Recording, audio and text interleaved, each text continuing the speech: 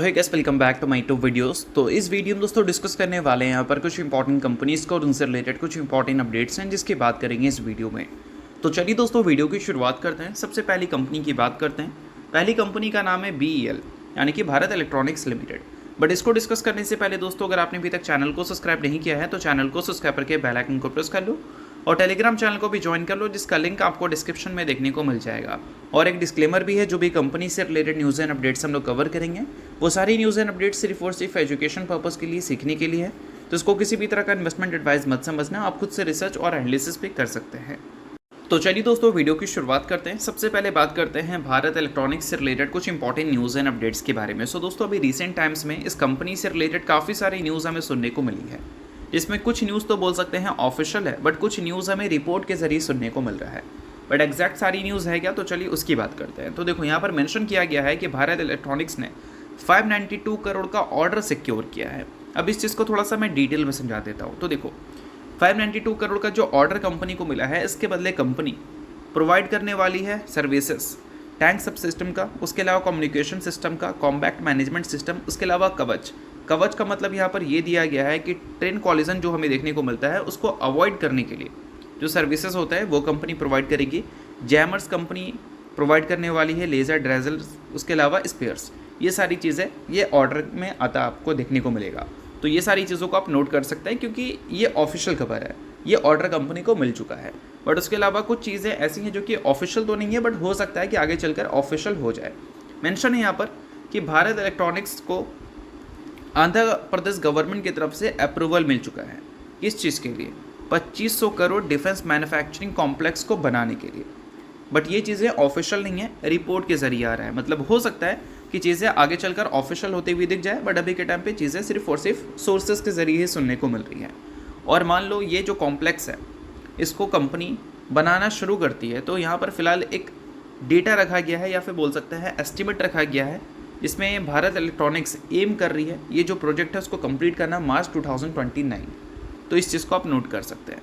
बाकी इसके अलावा और भी खबर आपको डिफेंस सेक्टर से रिलेटेड देखने को मिलेगी। 2026 के फाइनेंशियल ईयर में जो डिफेंस मॉडर्नाइजेशन का बजट रखा गया था उसका आधा से भी ज़्यादा यूज हो चुका है सितंबर के एंड तक। यानी कि बोल सकते हैं कि अक्टूबर, नवंबर, दिसंबर, जनवरी, फरवरी और मार्च, यहाँ पर आपको और भी डिफेंस मॉडर्नाइजेशन से रिलेटेड खबर सुनने को मिलेगी, क्योंकि जो बजट रखा गया था उस बजट का आधा से ज़्यादा यूज़ हुआ है। तो बोल सकते हैं 50-55% आप बोल सकते हो। सो अब दोस्तों, वीडियो में आगे बढ़ने से पहले बात कर लेते हैं सेबी रजिस्टर्ड टेलीग्राम चैनल के बारे में, जिसको चाहो तो आप ज्वाइन कर सकते हो। अब ज्वाइन करने का सबसे बड़ा बेनिफिट क्या है वो मैं आपको समझा देता हूँ। देखो, मार्केट से रिलेटेड जो इंपॉर्टेंट एनालिसिस होते हैं वो आपको यहाँ पर देखने को मिलता है, वो भी बिल्कुल फ्री ऑफ कॉस्ट। उसके अलावा काफ़ी सारी कंपनी के चार्ट्स आपको देखने को मिलते हैं रेगुलर बेसिस पे, जो कि यूट्यूब पे तो अब आपको देखने को मिलेगा नहीं। तो वो सारी चीज़ें आपको टेलीग्राम में ही अपडेटेड देखने को मिल जाती हैं। और इसके अलावा दोस्तों, सेबी रजिस्टर्ड टेलीग्राम चैनल है, तो यहाँ पर आपको काफ़ी सारे कॉल्स वगैरह भी देखने को मिलते हैं, जिसका भी बेनिफिट आप ले सकते हैं। पास्ट में जो कॉल्स वगैरह यहाँ पर देखने को मिले थे उसकी परफॉर्मेंस भी हमें काफ़ी अच्छी देखने को मिली थी, जिसको आप चाहो तो नोट डाउन कर सकते हैं। और साथ में दोस्तों, यहाँ पर लाइव आकर जो भी आपके डाउट्स इंक्वायरीज हैं वो भी क्लियर किया जाता है। तो लिंक इसका आपको डिस्क्रिप्शन में देखने को मिल जाएगा। लिंक के थ्रू जाकर आप सेबी रजिस्टर्ड टेलीग्राम चैनल को ज्वाइन कर लेना। सो अब दोस्तों, ये जान लो कि डिफेंस मॉडर्नाइजेशन का टोटल जो बजट था वो कितना था। तो वो नंबर हमें देखने को मिलता है 1,80,000 करोड़ का, जिसका 51.23% ऑलरेडी यूज़ हो चुका है। अगर करोड़ में देखोगे तो 92,211 करोड़।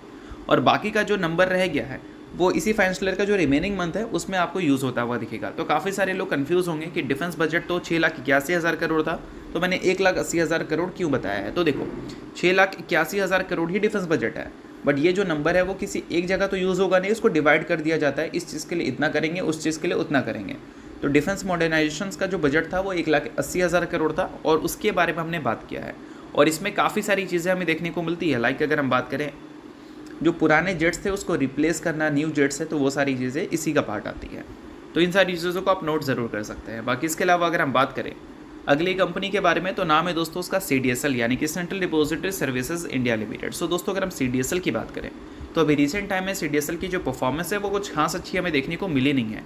52 वीक हाई से लगभग ये 19% आपको नीचे देखने को मिली है।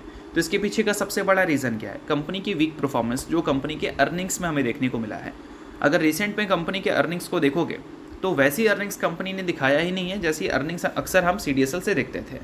पिछले 3 क्वार्टर में कंपनी के जो अर्निंग्स हैं वो लगातार नीचे की ओर जाती हुई दिखी है। लाइक रेवेन्यू तो कंपनी का रिपोर्ट हुआ है ठीक ठाक, बट जो ईयर ऑन ईयर बेसिस पे ग्रोथ कंपनी रिपोर्ट करती थी 50% 40% का, वैसा कंपनी रिपोर्ट नहीं कर पाई है पिछले 3 क्वार्टर में। लास्ट 2 क्वार्टर में तो 1% की ग्रोथ भी कंपनी ने अचीव नहीं किया है। तो ऐसी चीज़ों की वजह से क्या है कि वैल्यूएशन जो टॉप लेवल पे था वो वैल्यूएशन मार्केट थोड़ी सी करेक्ट करती है, और उसी करेक्शंस की वजह से अभी 52 के खासियत कितना लगभग 19% आपको ये कंपनी नीचे दिख रही है।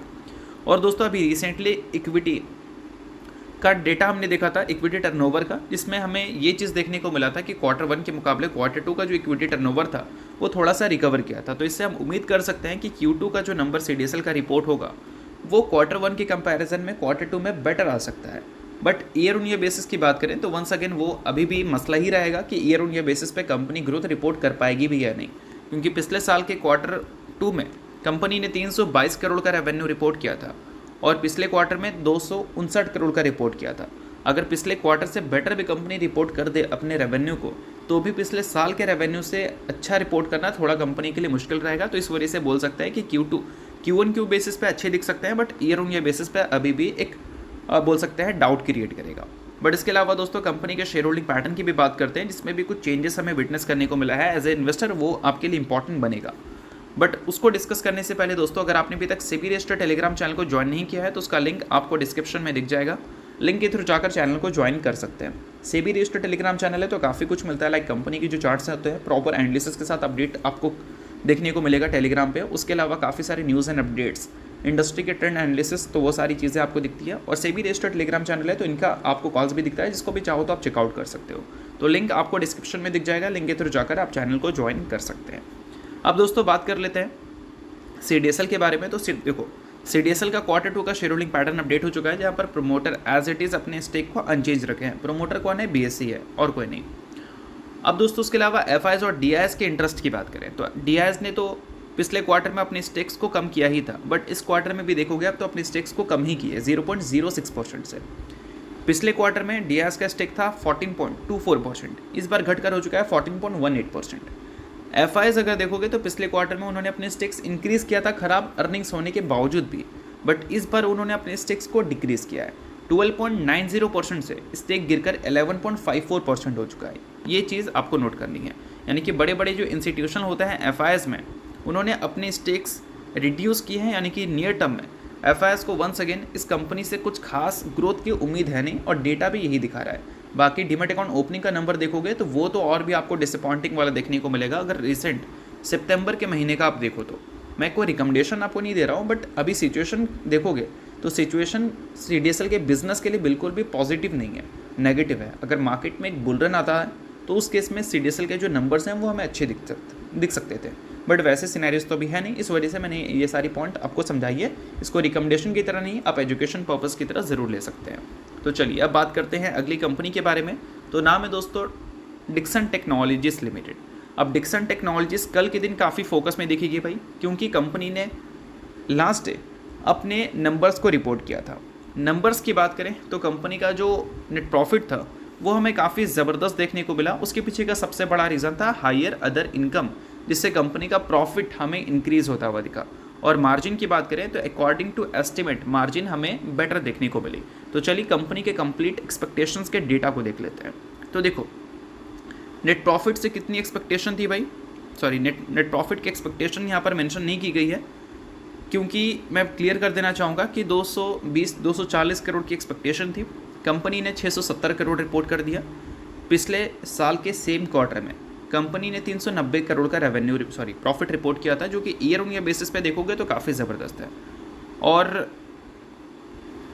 जो अदर इनकम है वो 496 करोड़ का हमें देखने को मिला है, जिसमें वन टाइम गेन 210 करोड़ का कंपनी को देखने को मिला है। तो इस वजह से कंपनी का नेट प्रॉफिट एक्सपेक्टेशंस के हिसाब से देखें तो काफ़ी ज़बरदस्त दिख रहा है, बट EBITDA के हिसाब से देखें तो फिर आपको चीज़ें थोड़ी अलग देखने को मिलेगी। अब देखो दोस्तों रेवेन्यू की बात करें तो रेवेन्यू को लेकर एक्सपेक्टेशन था 14,434 करोड़ का। कंपनी ने 28% की ग्रोथ रेवेन्यू में रिपोर्ट की है, 14,855 करोड़ का रेवेन्यू दिखाया है। पिछले साल 11,500 करोड़ था। तो अकॉर्डिंग टू एक्सपेक्टेशन है तो बिल्कुल एक्सपेक्टेशन से बेटर ही है, ऐसा हम बोल सकते हैं। अगर हम बात करें EBITDA की तो EBITDA को लेकर एक्सपेक्टेशन कितना था भाई, 547 करोड़ का। रिपोर्ट कितना किया कंपनी ने, 561 करोड़। तो एक्सपेक्टेशन से थोड़ा बेटर EBITDA भी है, कितना बेटर है, लगभग 14 करोड़ का गैप आपको देखने को मिलेगा। तो बोल सकते हैं कि EBITDA की जो एक्सपेक्टेशन है और EBITDA जो रिपोर्ट हुआ है उसमें बहुत बड़ा आपको गैप नहीं दिख रहा है, जितना आपको गैप नेट प्रॉफिट में दिख रहा है। तो इस वजह से इस चीज़ को नोट करो कि बोल सकते हैं कि नंबर्स कंपनी का ठीक है, मार्जिन अगर हिसाब से है, EBITDA हिसाब से है, तो रेवेन्यू भी हिसाब से ही दिख रहा है। तो बोल सकते हैं कि नंबर्स कंपनी का अकॉर्डिंग टू एस्टिमेट है। बाकी देखते हैं कि कल के दिन मार्केट को कैसा ये नंबर लगता है, आपको कैसा नंबर लग रहा है वो मुझे कमेंट में आप बता सकते हैं।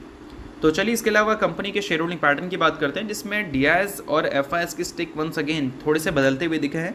पिछले क्वार्टर में FIS ने अपनी स्टेक्स को डाइल्यूट किया था इस कंपनी में, बट इस क्वार्टर में देखोगे तो FIS ने अपनी स्टेक्स को इंक्रीज़ कर लिया है। DIS की बात करें तो पिछले क्वार्टर में एग्रेसिवली उन्होंने अपने स्टेक्स को इंक्रीज़ किया था, और इस क्वार्टर में भी देखोगे तो स्टेक एग्रेसिवली उन्होंने इंक्रीज़ किया है। और पब्लिक स्टेक जो पिछले क्वार्टर में इंक्रीज़ हुए थे प्रमोटर के बेचने की वजह से, वो इस क्वार्टर में आपको डिक्रीज़ होते हुए दिखे हैं। तो ये सारी चीज़ों को आप नोट कर सकते हैं। बाकी इसके अलावा अगली कंपनी की बात करें तो नाम है दोस्तों SDFC EMC, जिसने रिसेंटली Q2 के नंबर्स को रिपोर्ट किया था। Profit year on year basis पे 25% से ग्रो होते हुए दिखे थे। 718 करोड़ का प्रॉफिट कंपनी ने रिपोर्ट किया था इस Q2 में। उसके साथ दोस्तों कंपनी ने Q2 के साथ 1:1 के रेशियो में बोनस की भी ऐलान की थी। सो अगर आप इस कंपनी के शेयर होल्डर हैं SDFC EMC के, तो आप इस चीज़ को नोट कर सकते हैं। शेयर होल्डर नहीं है आप इग्नोर कर सकते हैं, न्यूज़ थी इस वजह से मैंने बता दिया, बाकी ये किसी भी तरह का रिकमेंडेशन नहीं है। तो चलिए ये वीडियो यहाँ तक करता हूँ। वीडियो को अच्छा लगा होगा, लाइक कीजिए, पहली बार सब्सक्राइब कीजिए। वीडियो के लिए बहुत बहुत शुक्रिया।